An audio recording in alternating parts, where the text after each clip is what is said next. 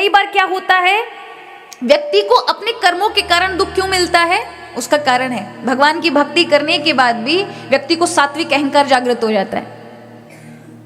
मुझे तो सब कुछ आता है, मुझे तो सारा ज्ञान है, मुझे तो ये पता है, मुझे तो, फिर दूसरों को करेक्ट करने लगते हैं, तुम ऐसा सही नहीं चल रहे, तुम ऐसे नहीं, ऐसे करना चाहिए वैसे। उससे इतना अहंकार कि उसकी खुद की भक्ति भी चली जाती है। कभी नहीं करना चाहिए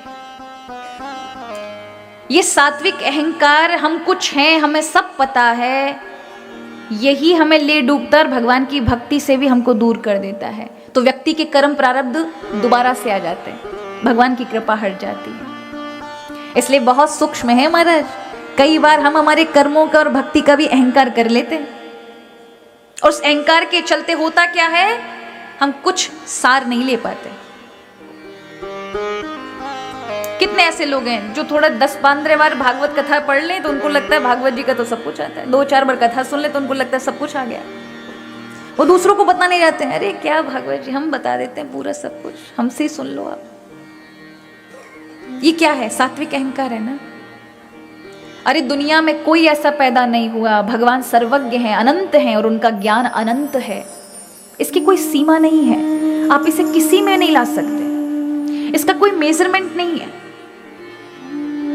जानकारी का है, जैसे टंकी है, टंकी में पानी भरा जा सकता है, नॉलेज ली जा सकती है बाहर से, लेकिन ज्ञान अथाह जल की तरह जो उस पृथ्वी के अंदर विराजमान है हर जगह, उसका और छोड़ नहीं है।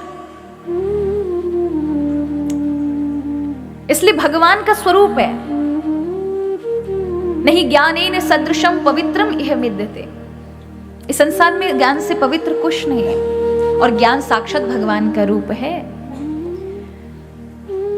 इसलिए किसी को लगे कि मुझे सब आता है तो वो, उसे कुछ नहीं आता।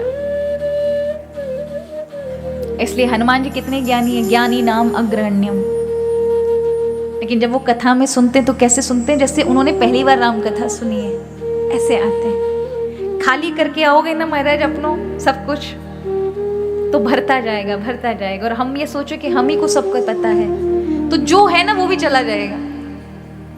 इसलिए हमारे यहाँ कहा नम्रता, हर चीज में ग्रेटिट्यूड होना चाहिए। क्या होना चाहिए, ये रखो जो है, आज भले ही आप अपने पुरुषार्थ से बने हो, लेकिन फिर भी अगर आपको आगे तक जाना है तो हमारा मन का मैकेनिज्म, हमारे अंदर का आंतरिक मैकेनिज्म यही काम करता है। जब तक आप पूरी तरह से धन्यवाद नहीं होते किसी चीज को लेकर के, कृतज्ञ नहीं होते, तब तक आप आगे नहीं बढ़ सकते हैं। आपका अहंकार आपको रोक देगा, आपका अहंकार आपको बढ़ने नहीं देगा, आपके मार्ग में बंधक हो जाएगा, आपको चीजें समझ आती बंद हो जाएंगी।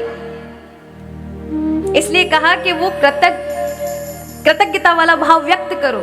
जो भी हो, जो भी कुछ मिल रहा है आपकी मेहनत से मिल रहा है, माता पिता का आशीर्वाद, हमारे पितरों का आशीर्वाद, हमारी वंश परंपरा का आशीर्वाद, वो नहीं होते तो हम नहीं होते, हमारे माता पिता का आशीर्वाद, हमारे प्रभु का आशीर्वाद जो हमें चला रहे हैं, सारी व्यवस्था दे रहे हैं,